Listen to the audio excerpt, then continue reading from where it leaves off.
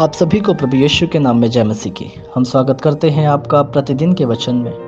और आज का वचन जो हमारे लिए लिया गया है वो भजन संहिता की पुस्तक 51 अध्याय इसके 12 वचन से है, जहाँ पर इस प्रकार से लिखा हुआ है, अपने किए हुए उद्धार का हर्ष मुझे फिर से दे और उदार आत्मा देकर मुझे संभाल।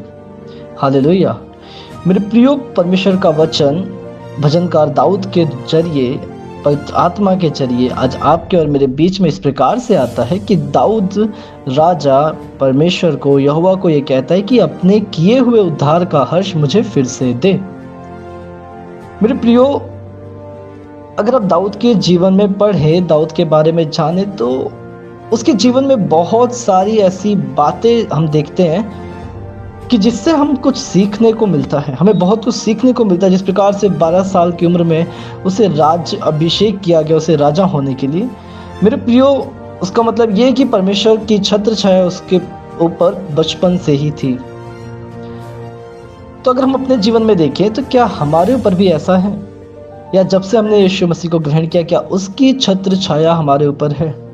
क्या हमारे कदम बढ़ाने से पहले यीशु मसीह वहाँ पर पहले से होता है? क्या हमारे सोचने से पहले क्या जो हमने सोचा वो यीशु मसीह की ओर से होता है? ये हमारे जीवन में बहुत मायने रखता है मेरे प्रियो।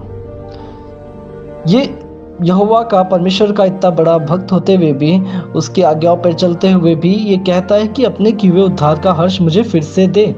इसका मतलब ये है कि अब जो तूने उद्धार मुझ पे किया है वो मुझे फिर से याद दिला, ताकि मैं तेरे किए हुए उपकार को भूल ना जाऊं, ताकि जो तूने मेरे लिए किया है मैं उसे भूल ना जाऊं, मैं उससे भटक ना जाऊं, परंतु दिन प्रतिदिन हर एक पल मैं उसे याद करके तेरा धन्यवाद दूं, क्योंकि तू धन्यवाद के योग्य है, तू आराधना के योग्य है। इसलिए भजनकार दाऊद चाहता है कि वह यहोवा को बोलता है, परमेश्वर को बोलता है कि मुझे याद दिला, या मुझे दोबारा से वो हर्ष दे, वो दोबारा से मुझे आनंद दे कि मेरा उद्धार हुआ है। और उसकी अगली आयत इस प्रकार से कहती है कि और उदार आत्मा देकर मुझे संभाल। इंग्लिश में अगर हम देखें तो इसमें लिखा है स्ट्रेंथन, यानी कि मजबूती भरा एक आत्मा, एक अपनी आत्मा को देकर, एक परफेक्ट स्पिरिट देके, परफेक्ट आत्मा देके मुझे संभाल। मेरे प्रियो, क्या आप और मैं जब हम भोर को उठते हैं, क्या हम यीशु मसीह से ये कहते हैं कि प्रभु अपनी आत्मा से मुझे भर, या हम एक अपनी लंबी चौड़ी लिस्ट यीशु मसीह के सामने रख देते हैं? क्या हम उसे धन्यवाद भी देते हैं कि उसने हमारा उद्धार किया, उसने हमारे पापों से हमें क्षमा दी? या सिर्फ प्रभु से शिकायतें करना शुरू कर देते हैं कि प्रभु ये, प्रभु वो, हमारे जीवन में ये हो रहा है, वो हो रहा है? मेरे प्रियो, हमें सीखने की जरूरत है। आपको और मुझे सीखने की जरूरत है, इसलिए आज का वचन हमारे पास आया है।